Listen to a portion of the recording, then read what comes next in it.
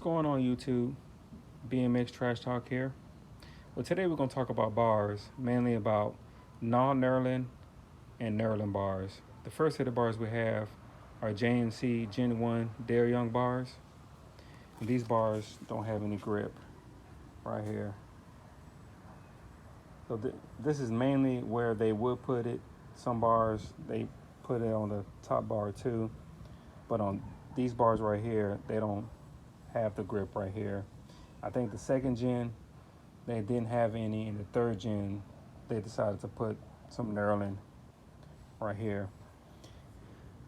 And this is one of the few. I'm not sure if there's another company that comes out with bars that are bladed at the top. The top bar is like pinched. Very sought after bars. If you see a set of these for really cheap, then pick them up because you can make a pretty penny off them later. Second ones are GT Pro 1 bars, and these are non-knurling right here, but they have crimp. So beginners, if you are looking at some bars to buy and you see in the description it says crimp, that's what I mean right there. It's where it's like it's pinched. The person that had these bars, they tightened down them bolts way too tight. And since these are Gen 1 bars, they probably were back in the day when they were racing them, and they tighten them down so they won't move when you go over those dirt mounds. The third bars are Boss bars. These are ladder bars. Call them ladder for this reason right here. And these have knurling right here. So these are sought after bars too.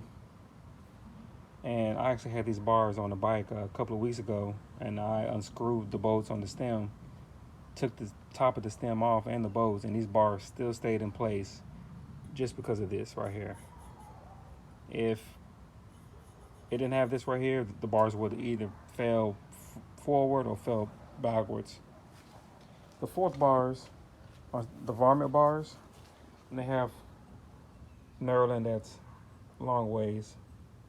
And they also have knurling at the top too. So these are freestyle bars. This is probably where a lot of the guys were putting their foot at, so their foot won't slip on this top bar.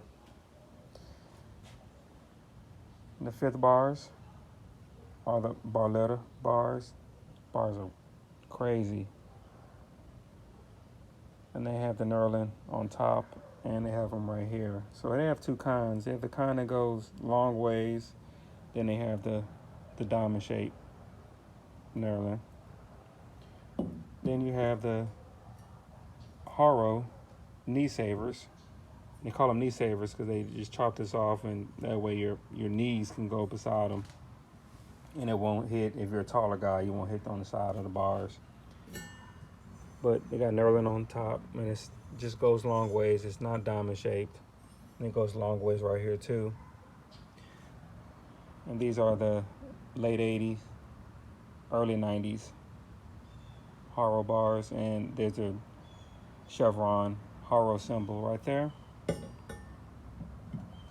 And these are replicas, so these are remake of these bars. So just be careful, beginners, if you're going to go look for some Haro bars, just make sure they have that symbol right here, because these bars don't have that symbol right here. And then if you can actually look at the bars are shaped completely different too. So the early 80s of these knee savers are shaped different than these. You just have to be careful on which ones you get. And I also want to add in this video that I also found some information on the 1988 GT Performer and Vertigo build that we're doing. And I found some information on that bike on distinguish between the two. I had all that stuff written down. I found my notes. So the Performer from the store came with mags, and the Vertigo came with spokes. The GT Performer came with a gyro, and the Vertigo came with a rotor. I'm not sure if it was ACS, but it came with a rotor. So of course, over time, you know, people swap out parts and change stuff and change this and change that. So that was another way to distinguish between the two. I actually seen that online with it was a catalog that I was looking at back in 1988.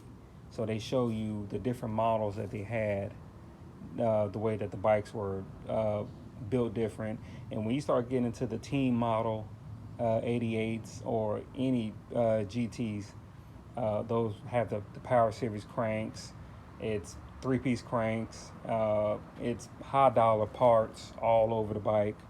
So that's what makes that bike more valuable than just a regular Vertigo or a Performer. But this is just a little video, just to touch bases on the non-knurling and knurling, and plus a little bonus to talk about the 1988 GT Performer and Vertigo. Little difference between the two. So you can basically do whatever you want to do with that bike. You just have to dress it up to either or, whichever you like. So thanks for watching. Comment, subscribe, hit that like button. Share the video, please. Hit that notification bell. And I'll see you guys on the next one. Later.